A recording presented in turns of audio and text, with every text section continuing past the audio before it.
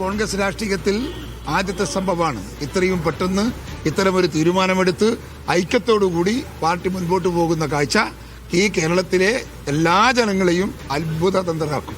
പക്ഷേ ഇതിൽ വലിയ തോതിലുള്ള വിയോജിപ്പ് രേഖപ്പെടുത്തി രമേശ് ചെന്നിത്തല മാറി നിൽക്കുകയാണല്ലോ. അല്ല, അത് എല്ലാ ആളെയും തൃപ്തിയാക്കാൻ പറ്റുമോ? അങ്ങനെ എവിടെയും കേട്ടിട്ടുണ്ടോ? അനക്കാഗ്രഹം ഉണ്ടാവില്ലേ? ഞാനും അനക്കും പറഞ്ഞൂടെ? അങ്ങനെ അതിൽ കാര്യമില്ല.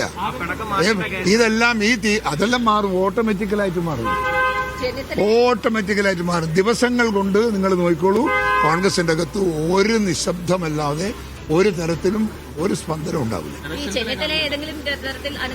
അതൊക്കെ അനുനയിപ്പിക്കും. അതിന് പാർട്ടിക്ക് ഹൈക്കമാൻഡ് ഉണ്ട്, നേതാക്കന്മാരുണ്ട്, അവരൊക്കെ ഉണ്ട്. അവരൊക്കെ വിളിക്കും, സംസാരിക്കും, ഞങ്ങളൊക്കെ കാണും, സംസാരിക്കും.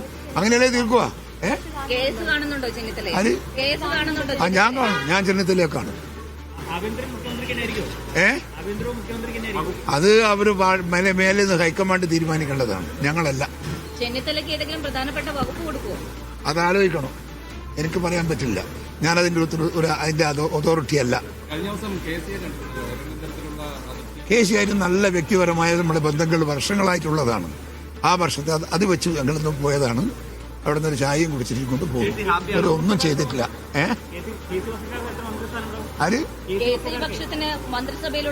അത് എണ്ണി നോക്ക് നിങ്ങൾ, എനിക്കറിയില്ല. എല്ലാം ഹാപ്പി ആയിരുന്നു. എങ്ങോട്ടാ? വി ഡി സതീഷിനെ മുഖ്യമന്ത്രിയായി പ്രഖ്യാപിച്ചതിന് ശേഷം രാഷ്ട്രീയ കേരളത്തെ ഏറ്റവും കൂടുതൽ വിസ്മയിപ്പിക്കുന്നത് കെ സുധാകരൻ തന്നെയാണ്. മുമ്പ് രമേശ് ചെന്നിത്തലയെ മുഖ്യമന്ത്രിയാക്കണമെന്ന് പറഞ്ഞ് വാശി പിടിച്ചയാളാണ്. പിന്നീട് കെ സി വേണുഗോപാലെ മുഖ്യമന്ത്രിയാക്കണമെന്ന് പറഞ്ഞ് ഹൈക്കമാൻഡിനെ കണ്ടയാളാണ്. ഇപ്പോൾ സ്വിച്ചിട്ട പോലെ തീരുകയാണ് കെ സുധാകരൻ. അദ്ദേഹം എല്ലാ പൂർണ്ണ പിന്തുണയും വി ഡി സതീഷ് നൽകുന്നു എന്നതിനൊപ്പം രമേശ് ചെന്നിത്തല ഇനിയും അങ്ങനെ വാശി പിടിച്ച് നിൽക്കരുത്. രമേശ് ചെന്നിത്തലയ്ക്ക് മന്ത്രിസ്ഥാനം കൊടുക്കുമോ, ആഭ്യന്തരം കൊടുക്കുമോ എന്ന കാര്യങ്ങളൊക്കെ തീരുമാനിക്കേണ്ടത് ഹൈക്കമാൻഡാണ്.